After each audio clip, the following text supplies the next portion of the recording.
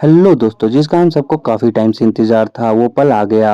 जी हाँ, मैं बात कर रहा हूँ जेम्स गन के डीसी यूनिवर्स के पहले चैप्टर सुपरमैन के धमाकेदार ट्रेलर की, जो कि हमें देखने को मिला। एंड ट्रेलर जो पूरे इंटरनेट में धमाल मचा रही है, क्या ही कहने। तो चलिए शुरू से शुरू करते हैं और देखते हैं कि क्या-क्या है इसमें और क्यों ये इतना एक्साइटिंग है। ट्रेलर की शुरुआत एक दिलचस्प सीन से होती है, जहाँ क्लार्क केंट और लुइस लेन के बीच में एक मजेदार कन्वर्सेशन देखने को मिलता है। क्लार्क अपनी सीक्रेट आइडेंटिटी के बावजूद सुपरमैन के रूप में लुइस के सामने एक इंटरव्यू के लिए एग्री करता है। ये सीन एक बड़ा हिंट देता है कि ये फिल्म कोई ओरिजिन स्टोरी नहीं होने वाली है, जो कि पहले से भी बोला गया है, बट ट्रेलर में वो दिखला गया। मूवी में शुरुआत से ही लुइस को पता है कि क्लार्क ही सुपरमैन है और दोनों मूवी के स्टार्टिंग से ही एज अ कपल हमें दिखने वाले हैं। इस बात का बहुत ज्यादा चांसेस है कि हमें कोई ओरिजिन नहीं दिखलाया जाएगा या फिर एक हल्का सा मेमोरी में दिखला दिया जाए। ये फ्रेश अप्रोच जेम्स गन के विजन को और इंटरेस्टिंग बनाता है। ट्रेलर में हमें सुपरमैन के ग्लोबल इम्पैक्ट्स भी पता चलते हैं। वो एक अमेरिकन सुपर हीरो के रूप में दुनिया भर में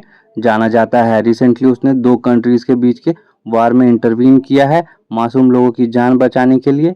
ये एक्शंस उसके इमोशंस, उसके ह्यूमैनिटी को बहुत अच्छे से दिखाते हैं, लेकिन साथ ही एक कंट्रोवर्सी भी लाती है। उसके एक्शंस को जियोपॉलिटिकल डिसीजन से जोड़कर उसे खतरा समझते हैं।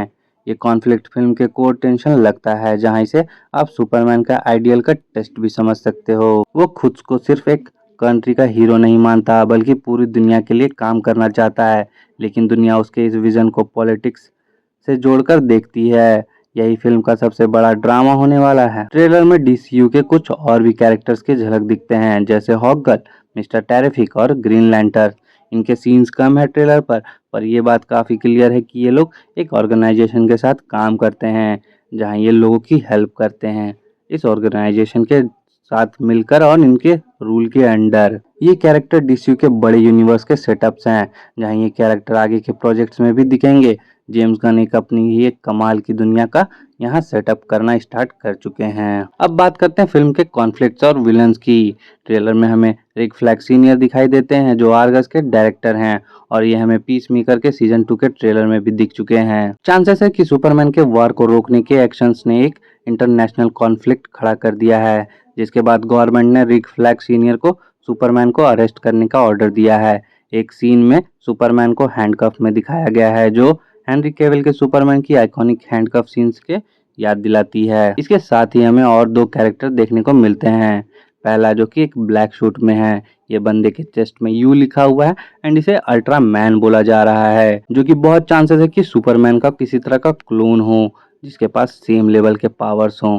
वहीं दूसरा हमें देखने को मिलती है द इंजीनियर के बॉडी नैनाइट से बने हुए हैं। उसकी बॉडी अलग अलग वेपन्स में बदल सकती हैं। उस नैनाइट्स की वजह से उसे अलग अलग पावर्स मिलती हैं। ये दोनों ही कैरेक्टर फिल्म में एक्शंस को नेक्स्ट लेवल पर लेकर जाने वाले हैं। वहीं हम कैसे भूल सकते हैं लेक्स लूथर को, जो इस फिल्म का मेन विलन है।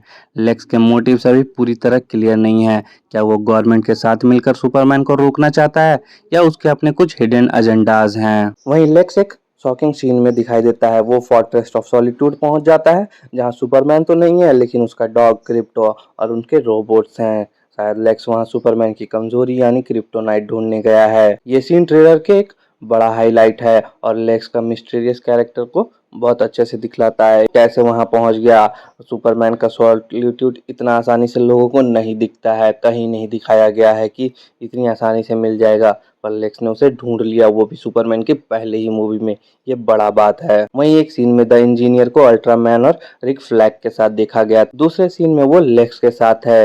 ये ट्विस्ट क्या हिंट देता है, क्या लेक्स सीक्रेटली सबको मैनिपुलेट कर रहा है, या फिर सब कोई लेक्स के ही अंडर काम करते हैं। ये तो हमें मूवी देखकर ही पता चलेगा। जेम्स गन की ये डीसीयू दुनिया पहले से ही बड़ी और वाइब्रेंट है। यहाँ सुपरमैन को कोई गॉड लाइक फिगर नहीं दिखाया गया है, बल्कि एक ऐसा इंसान दिखाया गया है जो अपने पावर्स के साथ स्ट्रगल कर रहा है, लेकिन उसकी सोच उसे अलग बनाती है। वो किसी एक कंट्री या ऑर्गेनाइजेशन के लिए काम नहीं करेगा, बल्कि पूरी दुनिया के मासूम लोगों के लिए काम करना चाहता है। ट्रेलर में ये साफ दिख गया है कि सुपरमैन का एक ही मोटिव है, हेल्प करना, बिना किसी पॉलिटिकल एजेंडा के। फिल्म के शुरुआत में लोग उसके इस विजन को गलत समझेंगे, लेकिन क्लाइमेक्स तक दुनिया उसके मोटिव्स को समझ लेगी एंड वो बनेगा एक होप का सिंबल, ना सिर्फ अमेरिका के लिए बल्कि पूरी दुनिया के लिए। ट्रेलर में जब क्लार्क केंट का इंटरव्यू के लिए रेडी होता है एंड जैसे ही लुइस लेन बोलती है सुपरमैन, एंड जैसे क्लार्क कैंट का आवाज़ चेंज होता है वो काबिल तारीफ़ है दोस्तों। बस ये एक छोटा सा सीन एक बहुत बड़ा डिफरेंस दिखलाता है सुपरमैन एंड क्लार्क कैंट के कैरेक्टर के बीच।